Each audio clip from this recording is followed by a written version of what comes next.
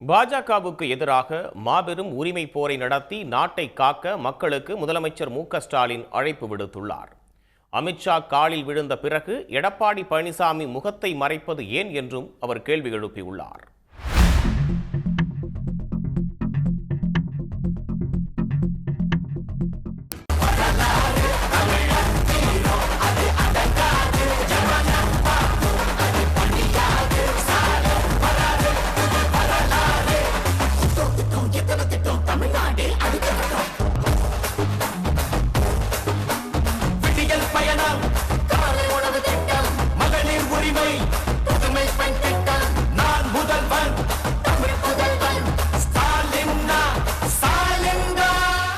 கரூர் கோடாங்கிப்பட்டியில் கொட்டுமழைக்கு இடையே திமுக முப்பெரும் விழா கோலாகலமாக நடைபெற்றது.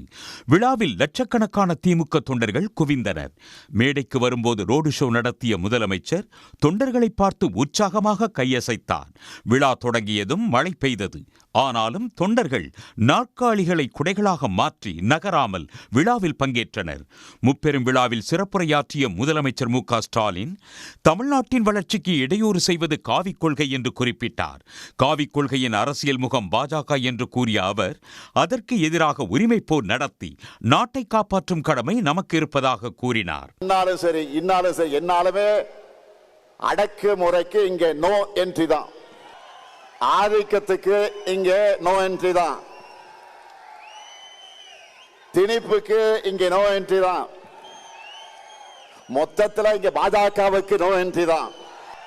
இது பெரியார், அண்ணா, கலைஞர் செதுக்கின தமிழ்நாடு. 3 முறை ஒன்றியத்தை தொடர்ந்து ஆட்சி அமைச்சோம்.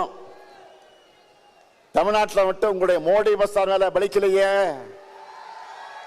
இன்னுமா எங்களை பத்தி உங்களுக்கு தெரியல? தலைமுறையா நாம போராடி எத்தனையோ பேர் உயிர் தியாகம் செஞ்சு பெற்று தந்த உரிமைகள் எல்லாம் நம் முன்னாடியே பறிபோக அனுமதிக்கலாமா? பாஜகவை போய் நாம தடுத்து நிறுத்தலனா அடுத்த மாநிலங்களே இருக்கக்கூடாது என்பதை நோக்கித்தான் நகருவாங்க. ஏற்கனவே காஷ்மீர் அதுல ட்ரையலை பார்த்துட்டாங்க. எப்படி இந்தி மட்டுமே ஆட்சி மொழின்னு ஒரு நிலை உருவானப்போ தமிழ்நாடு போராடி மொழி போர் நடத்தி ஒட்டுமொத்த இந்தியாவை காப்பாத்திச்சோ, அதே மாதிரி இப்போ ஒரு உரிமை போரை நடத்தி நாட்டை காப்பாற்ற வேண்டிய வரலாற்று கடமை நமக்கு இருக்கு. நாம் இதை செய்யலன்னா நம்ம குழந்தைகளுடைய எதிர்காலம் என்ன ஆகும்? இதுக்கு போராடவில்லை என்று சொன்னால் எதற்கு போராடுவது? இதுதான் முக்கியம். இந்த போராட்டத்தில் முன்கள வீரனா உங்க கூட 23 வயசுல எமர்ஜென்சி எடுத்து ஜெயிலுக்கு போன இந்த முத்துவேல் கருணாநிதி ஸ்டாலின் இருக்க. அதிமுகவின் அண்ணாயிசம் கொள்கையை இப்போது பழனிசாமி அடிமையிசம் என்று மாற்றி அமித்ஷாவை சரணம் என்று மொத்தமாக மாற்றிவிட்டதாக முதலமைச்சர் காட்டமாக விமர்சித்தார். திராவிடம்னா என்னன்னு கேட்டப்போ அதெல்லாம் எனக்கு தெரியாதுன்னு சொன்ன அவர்,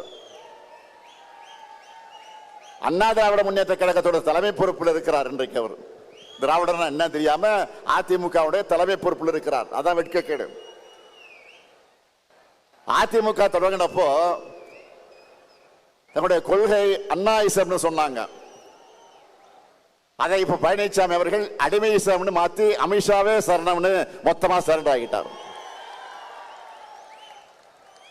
முழுசா நடந்த பிறகு முக்காடு எதுக்குன்னு கேட்பாங்க. அந்த மாதிரி நேற்று டெல்லியில கார் மாறி போன பழனிசாமியை பார்த்து இப்ப எல்லாரும் என்ன சொல்றாங்க தெரியுமா? காலையே விழுந்த பிறகு முகத்தை மூட கர்ச்சீஃப் எதுக்குன்னு தான் எல்லோரும் கேட்கிறாங்க.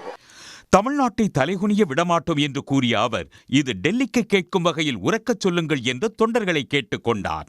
திமுக முப்பெரும் விழாவில் உதயநிதி ஸ்டாலின், டி.ஆர். பாலு, கே.என். நேரு, ஐ. பெரியசாமி, திருச்சி சிவா, ஆ. ராசா, அந்தியூர் செல்வராஜ், செந்தில் பாலாஜி உள்ளிட்டோர் கலந்து கொண்டனர். உடனுக்குடன் செய்திகளை தெரிந்து கொள்ள சன் நியூஸ் பெல் ஐகானை கிளிக் பண்ணுங்க.